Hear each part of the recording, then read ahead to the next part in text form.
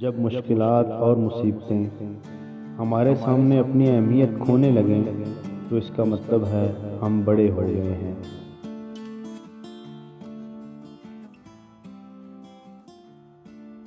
حالات اتنے مشکل نہیں جتنا ہم خود کو کمزور سمجھتے ہیں۔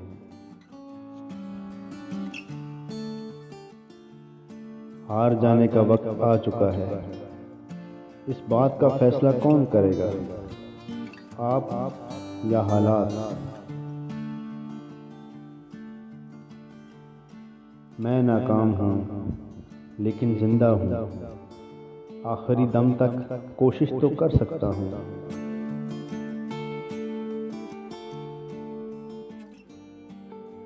انجام تو صرف موت ہی ہے، اس سے قبل انجام نہیں، اختتام ہوتا ہے۔ ہار اور جیت کے فیصلے دنیا میں نہیں ہوتے، اس کے لیے حشر کا دن مقرر ہے۔ تم ہار چکے ہو، تم ٹوٹ چکے ہو، لیکن زندہ ہو۔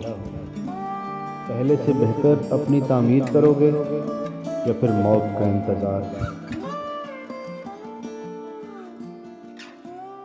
وہ لوگ جو کٹھن سفر میں پیچھے رہ گئے، غبار راہ میں گم ہو گئے، جن کی راہ دیکھنے والا کوئی نہیں، کبھی منزلوں کو پا سکیں گے؟ انہی راہ گم کردہ مسافروں کے نام، ہمدردی، خلوص اور محبت کا پیغام۔